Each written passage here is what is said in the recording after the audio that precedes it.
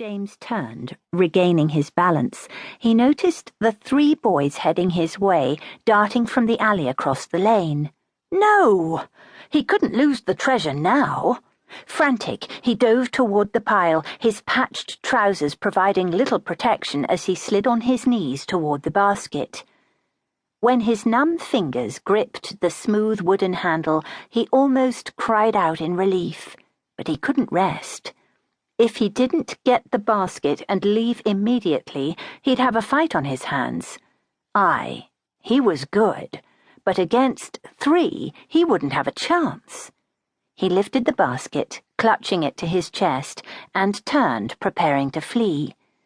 His glee was short-lived as he ran directly into a hard chest that smelled of unwashed body and ale. Before he had time to react, firm fingers pinched his left ear, hard. "Caught ye thief!" James cried out, stumbling to his knees.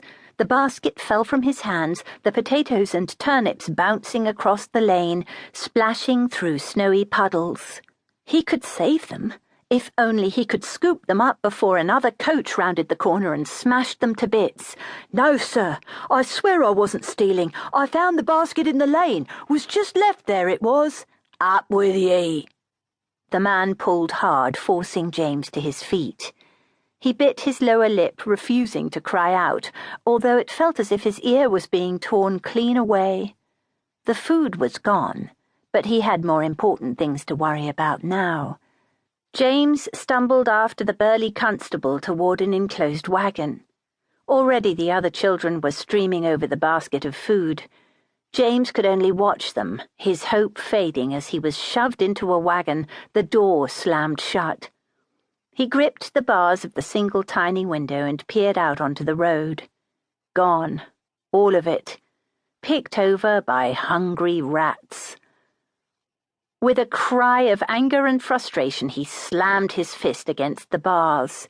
"Won't do ye any good," a man chuckled behind him. "Why don't ye come over here? Let me have a look at ye." James spun around, spotting the beast standing in the corner. "Sod off." The man laughed, stumbling as the wagon took a sharp corner. "Young lad, ye won't last long where we're going, but maybe I can protect ye for the right price." A shiver of unease raced over his skin, but he refused to show his fear.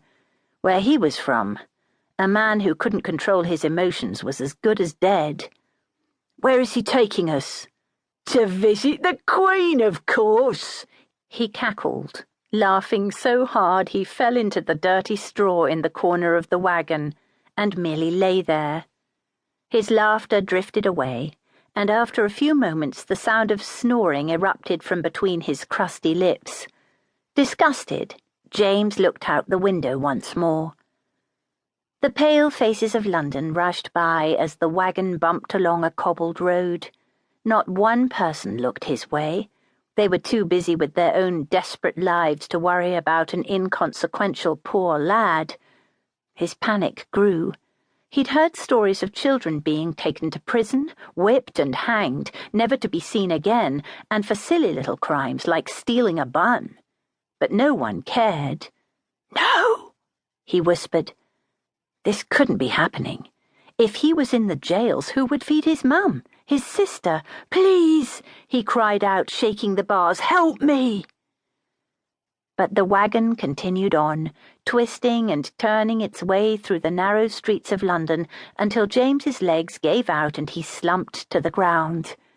What would his mum think when he didn't appear for dinner?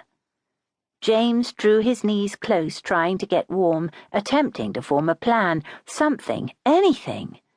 Yet when the wagon finally stopped, his mind remained blank. It was over. He'd end up in Newgate. Perhaps he'd hang. His family would starve. The door wrenched open, squeaking in protest. The constable stood there, his chin covered with dirty grey whiskers, his dark eyes soulless. There was not an ounce of compassion on his bullish face. James would not beg, for the man would not care. "Come on, out with ye." Large, dirty hands reached into the